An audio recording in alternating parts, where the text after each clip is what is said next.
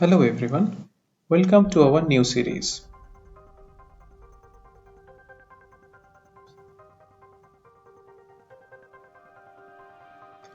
In this series, we will be talking about the reality of the story 59 apps that got banned, what went wrong, why they were banned, the relation of cybersecurity and data privacy to them, and finally we will uncover the secret what happens to PayTM, BigBasket, Zoom, and PUBG now in the second phase of banning.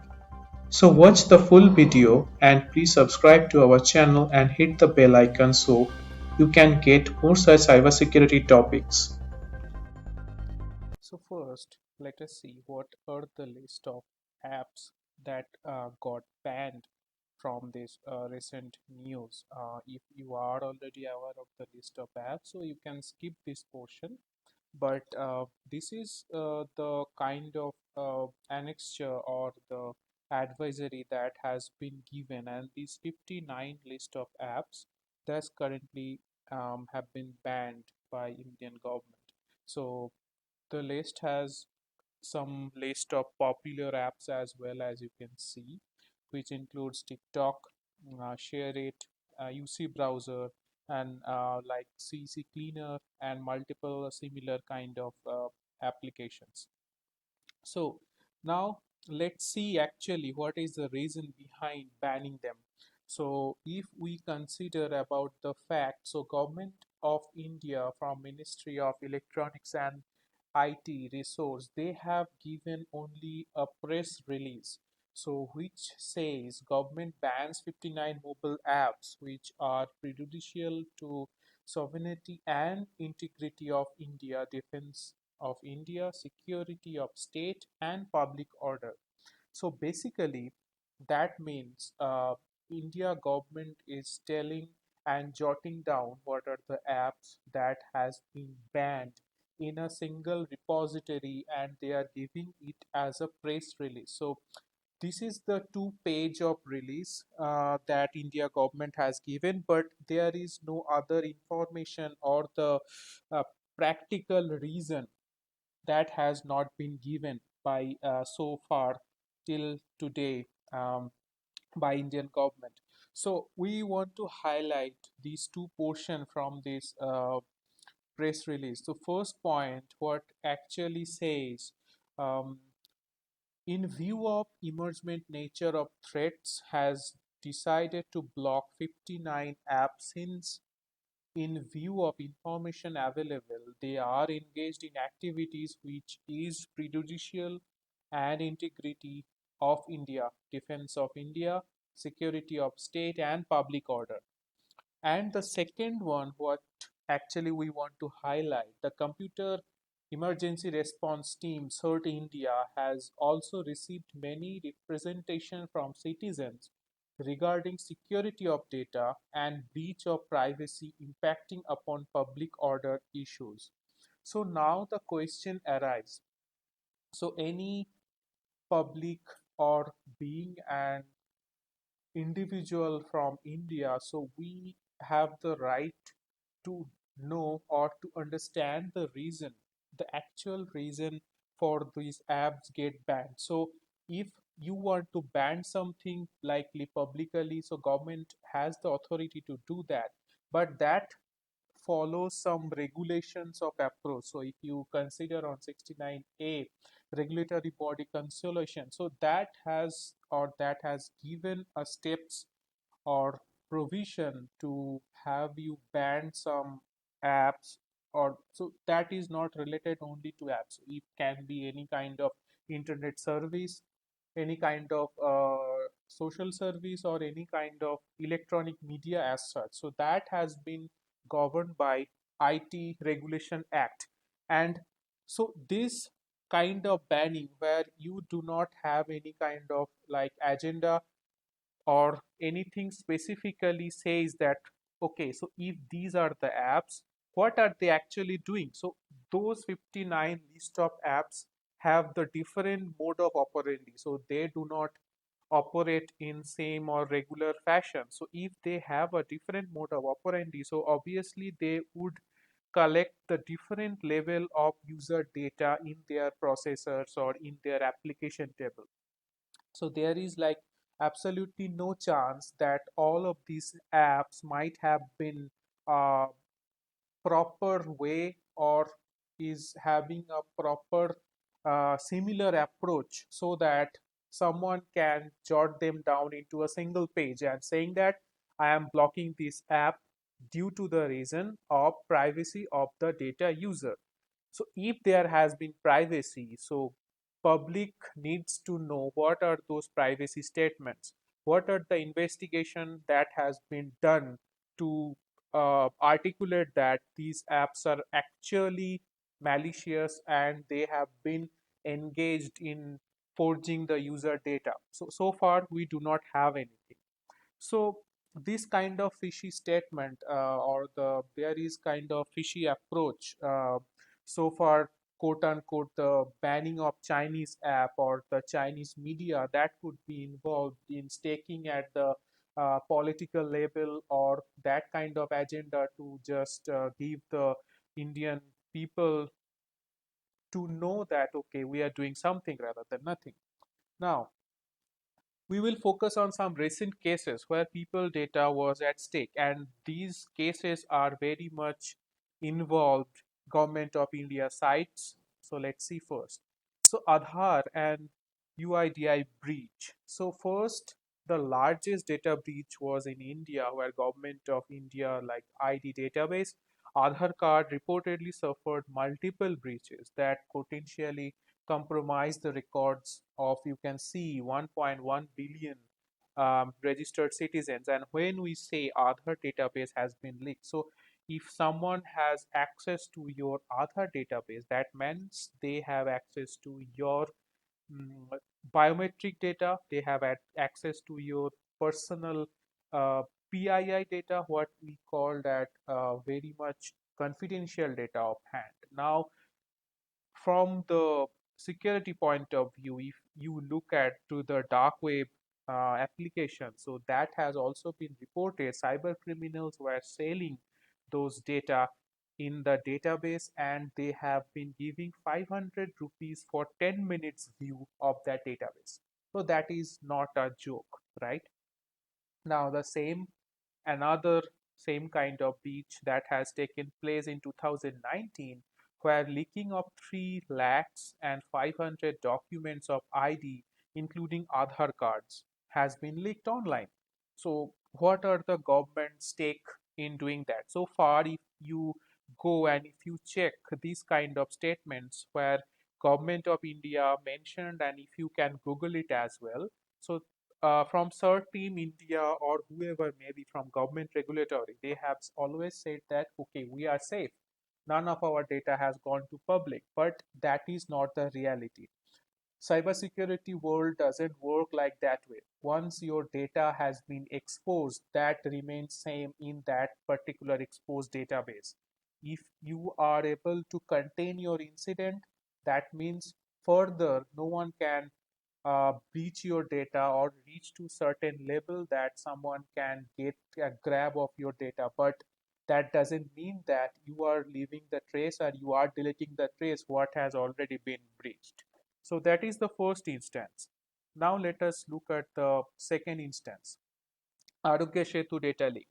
So what actually has happened in this particular case? Arogya Setu in the case of COVID-19 is a must for travel or Indian citizen as well, from like our PM, Honorable PM, and everyone from the regulatory body has said Arogya Setu as app is a must for every Indian citizen should have on their smartphone, whether you are traveling on air, you are traveling on bus or something like that.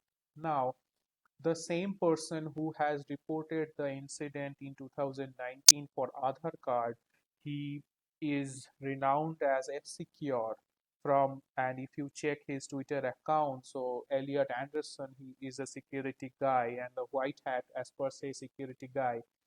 He says he has reported an incident to Indian CERT team which says 90 million users at risk. Not a joke, right? So now these are the particular screenshot that Elliot Anderson has to say. So he has given the particular level of data. How many people felt unwell in PMO head office? How many people have felt unwell in Indian Army headquarters? So if someone is able to grab that kind of data, so we all know, right? So privacy is a myth now. Now let's see the third one, PayTM data leak.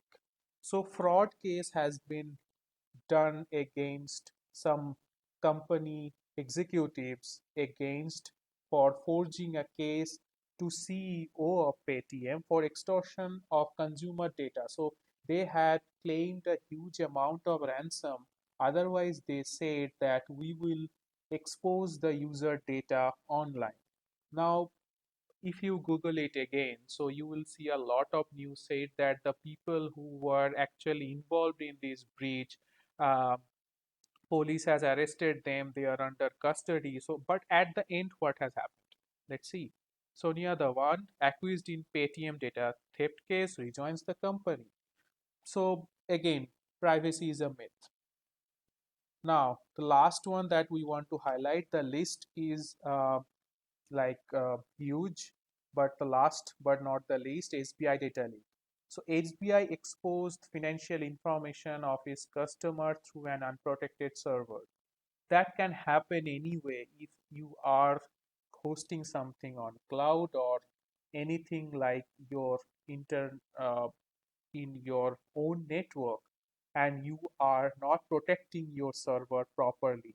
That exposed data retained partial account numbers, balance, transaction details, and many more things. So, if you are checking those trends of so called people's data at risk and the stake of Indian government and Indian CERT team has taken, do you think that the real motive banning these apps are really a privacy or security matter or something else? So BlackPerl is confused now. So the matter of thing, there could be a lot of political agenda behind them. People can talk that okay, boycott China, boycott Chinese app, boycott Chinese device, a lot of things they can actually say. But the reality could be anything else. When government of India says we are not beast, your data is safe, but the actual reality is something. If we really hover around the internet and we search about those things, so we don't believe that only the banning is due to consumer privacy or data security. Nope, there is no chance of that. If that happened, so government should show us the real incident, the classification of data, what has gone leaked, what is not. Don't you think so? Okay, so we won't go to the deep dive on that scenario. Let's talk about the consequences on us due to this ban. What will be this banning? So there will be classification of that. There will be something called regional ban. There could be something called ISP ban. So what that actually mean when we say regional ban? When we say regional ban, that will give, like, if you are in India and if you are trying to access those apps from Google Play Store, you won't be able to do that. So that is as per se the regional ban. But if you are not in India, you can still do that. So that is the regional ban per se. ISP ban, so that means if you are using any kind of ISP service, a local ISP provider, there are a lot of many ISP provider for regional basis. There could be like, let's take an example of Airtel, then Vodafone, then maybe BSNL, maybe Jio. Those ISP will receive the order from Indian government and they would say like, okay, this service won't be available through my ISP. Internet service provider should ban those server or those application from their protocol. Now, as we said already, so you won't be able to download those apps from Google Play Store and iStore of India anymore. So as far we checked, Only TikTok has been removed from Google Play Store, but the other listed apps, some of them are not listed in Google Play Store right now, but other apps are still available on Play Store. So uh, probably God knows when it will actually be banned and what is the meaning of banning. We're not sure about that. Okay, so let's not talk about that road. And last point is no support from developer forum if that app is pre-installed on your device. So that many people will raise the question that, okay, so I have UC browser on my phone. I have cam scanner on my phone. What do I do now? Should I uninstall them? So that means it up to you. You can uninstall them. You cannot uninstall them. But if there is any issues you are facing on those running those apps, so you don't get any developer support from any of the companies since you are in India and those apps are banned, right? Now there are some loopholes why we say what is actual bans mean here. Now, being a security researcher or being a normal guy, you are already known about the concept of VPN and proxy service, right? So if you are connected through a VPN on a proxy service, you will be able to install those apps anyway. So that means that regional ban and ISP ban would not take place until unless your IP address shows it's from India. So you can route your traffic through any other region, and that won't give you that kind of scenario that, okay, you cannot install those apps. So caveat number one. Second thing, caveat number two, government would circulate the rule to ISP. But how about the stake of ISP? Would every ISP consider that, okay, it's a government regulation, do I need to rely on that? You remember when, so basically, in most of the ISPs, like in Airtel, maybe in BSNL, if you are searching any kind of like adult content or anything similar, you won't get access to those services because those are banned from your ISP. But how about the local ISP providers? They don't care until unless uh, they are getting money from the people and people are trusting them. They don't care about those rules, right? They would allow anything from their network. So hard time. Okay, this is caveat number two. Now caveat number three, if you are not downloading those apps directly from Google Play Store or iStore, if you want to still download them, you can go to any third-party website and you can download some APK package and run them locally on your machine. So what does that mean? So if let us take an example. If you are using any Windows laptop, definitely to download any application, you would be needing something like a installer file, right? So APK package is a similar thing that must be having in Google Play Store. So when you download any app from Google Play Store, that package doesn't get downloaded on your particular machine or per se the mobile or tablet device. Rather, it get installed automatically in your local directory. But still, if you want to install or you want to download that particular package from any third-party website, you can still do that and you can install that application from your own. So caveat number three. Now, the fourth and the final listing caveat we have listed so far in that list. Suppose you have bought a Xiaomi phone. What happens to those apps which are pre-installed as a system app? So if you have a Xiaomi phone, so maybe you are aware that UC browser is a already installed app on your mobile. So what is the stake about that? Now people are still buying Xiaomi phone. There are some other phones in the market available which is made by China. So called these are Chinese vendor applicable. So those apps will be there in those machines. So still we are not sure how government of India wants to handle those situations, right? So the major point what we want to say here, so education is the key, not always the repression, right? So that means you can pose a ban to use those particular app to any number of people in India or whatever may be. But until unless the factor gets into the mind of our people that China is doing something bad to us and bad to the world, and we do not use those applications which is motivated or trusted by China or given by China, ban wouldn't take much of care. So people will find a way to use those apps if they are on it. But the end of the story is like that way. These apps are not like your life saving apps, right? So if you are sure on your motive, you want to support the motivation that is going on, so you should stop using those apps ASAP.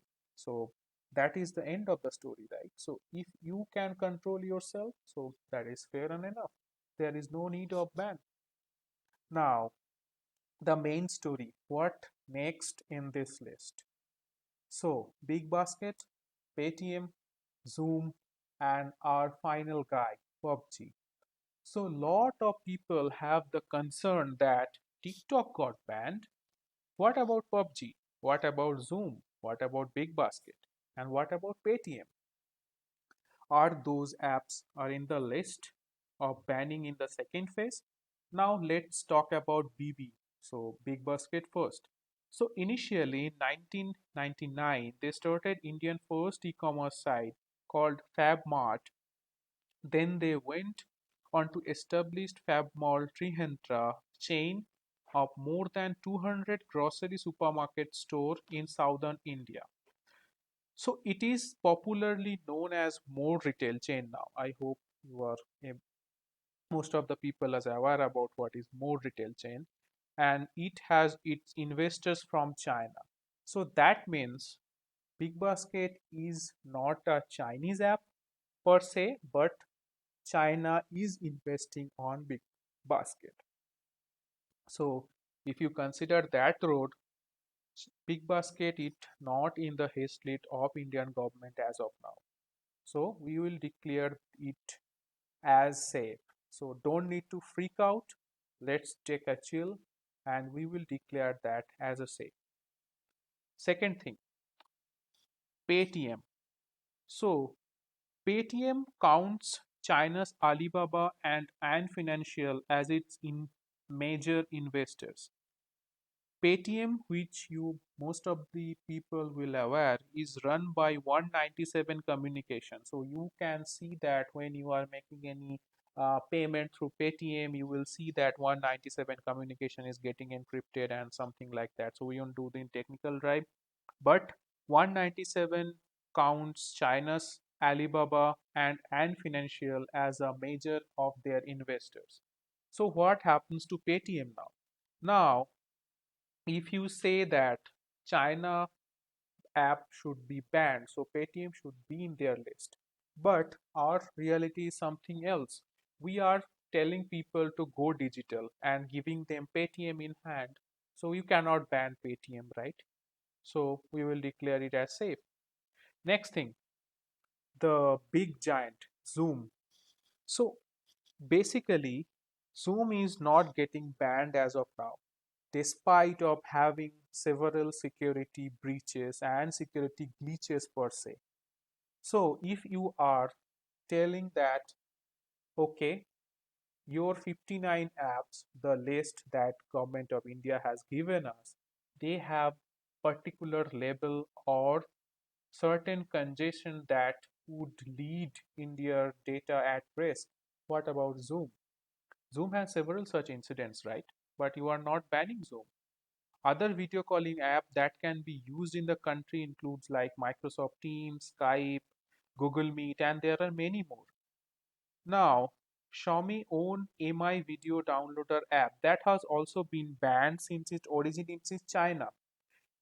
But Zoom CEO, whose name is Eric Yuan, he is the current CEO of Zoom Video Communication, recently revealed that his particular this Zoom organized in America. Now, CEO has also mentioned that He has moved to USA in 1997 and he gained US citizenship on 2007. There are a hell lot of security flaws and data privacy concern came into picture like 2 or 3 months back, but government of India is not banning Zoom, so it's still safe. Now, the final boy, the golden boy in the line, PUBG. So a lot of questions are being raised in various online forums as to why PUBG accepted or why PUBG escaped the government wrath while TikTok couldn't.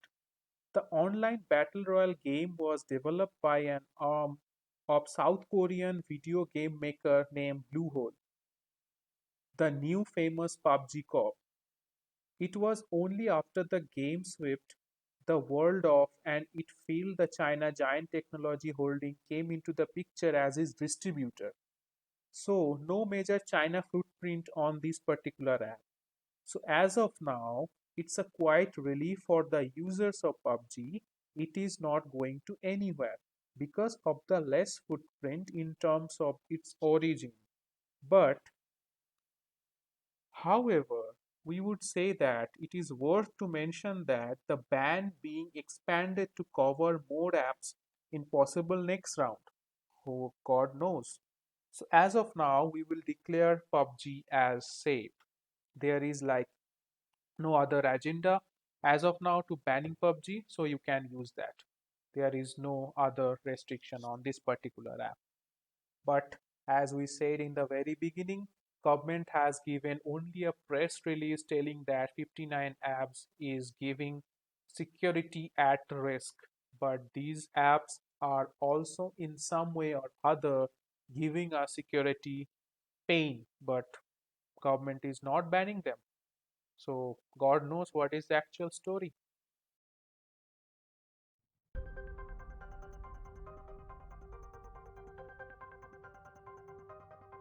We hope this has been informative to you. If you like the content, please give us a thumbs up and don't forget to subscribe to our channel and hit the bell icon to get more such topics related to cybersecurity. Thanks for watching.